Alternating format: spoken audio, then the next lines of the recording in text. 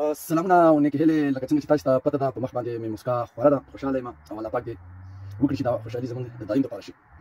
وایي کله چې تا باندې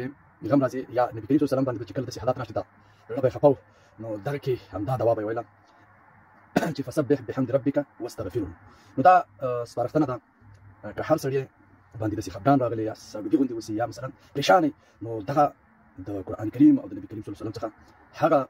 طریقه ده چې په دغه وخت کې ویل شي ان شاء الله هر مشکل به دې ختم وي دا چې ټاپیک یا موضوع زما دا نه و زما موضوع د کرکټ او په کرکټ کې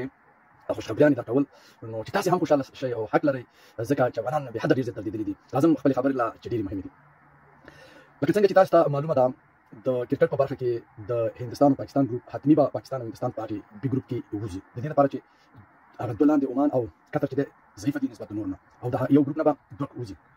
نو همدغه رقم راځو افغانستان ته او افغانستان کې چې دی سریلانکا افغانستان او بنګلاديش دا داسې دي لکه انځور دي د عمر په لحاظ به افغانستان کشر اوسي خو د تجربو په لحاظ سره مشر دی الحمدلله او دا د خوښۍ خبره ده او د خوشحالۍ ځای دی نو دلته خبره دغې ټکي ته راځي چې افغانستان به د خپلو راتلونکو لوبو هغه مخالفینو سره په اخر کې لوبه کوي او دغه خوشخبري ده چې افغانستان به ان شاء الله ځان پاکستان ته جوړوي او هغوی کولی شي چې د رنګ ریټ له لارې نه دا رقم ځان جوړ کړه چې دی د پاکستان سره برابر شي ځکه چې هلته به د دوی سره واک وسي چې رنګ ریټ جګ لاړ شي ټیټ لاړ شي غټه ګټه وکړي صرف پوینټونو ته ضرورت دی که چېرته د جدول په سر کې فرض مثال پاکستان راشي یعنې څنګه به دوی ځان پاکستان ته جوړوي یوه خو دا خبره ده چې پاکستان ضعیفه دی نسبت د هند نه د یو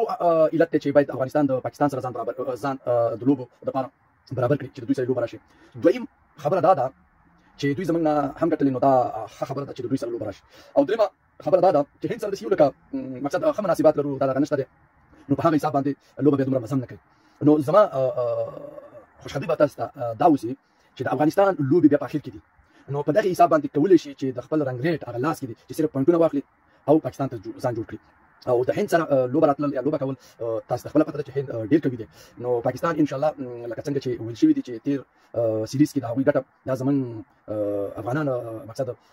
ګمان دا کېده چې دا به د افغانستان ځکه چې هغوی نسبت هر اړخه تکړه خو کرکټ دی ګټه او بیانات لري نو ان شاء الله همدغه خوشخبري مې درکوله چې څه وخت د افغانستان اخري لوبې وي ځان جوړولی شي چې د چا سره لوبه وکړه او پاتې شوه احتمال زیات دی چې ان شاء الله افغانستان به فاینل ته راځي احتمال زیات دی نو دلته ښه خبره دا ده او ستاسې لپاره خوشخبري هم دا ده چې ان شاء الله افغانستان به پوره کوشش کوي چې د پاکستان سره فاینل راشي که چېرته په کوارټ فاینل کې د هند سره راشي نو د هند دغه قوي دی خو کرکټ یو بل رقم لوبه ده که چېرته زموږ د جهان په سطحه قوي سپینران خپل جادوګر بالونه وکړي نو هر یو ټیم ماتولی شي نو بیا د بیټینګ په برخه کې ودرېدل دی او بس که وچلېږي نو بیا ضرورت نه پیدا کېږي چې نور دې وچلېږي نو خبره دا ده چې ان شاء الله تعالی د ډېرو ماهرینو په وینا سره چې افغانستان کېدی شي چې فاینل وګټي ځکه چې دوی له ځان سره ښه بالران لري او د دوحې پیچونه چې دي دا د سپین دپاره جوړ شوي الحمدلله موږ د نړۍ په سطحه باندې قوي سپینران لرو نو دا هغه خبره وه چې ان شاء الله موږ ښه چانس لرو او چانس نه علاوه دا خبره هم ده چې په ښه رنګ ریټ سره مو د هانګکانګ نه ګټلې ده او فعلا په اول مقام کې د جدول په حساب نو ان شاء الله باقي لوبې هم په همدې هیله چې دا رقم راشي لکه څنګه زموږ ته خدای تعالی دې په موږ باندې فینل وګټي د دې لپاره چې یو خو موږ مستحق خلک هم یو او بل ډېر زیات دردېدلي نو دا موږ ته ډېره خوشحالي رابخي او اخري خبره پکې دا کول غواړم هر کله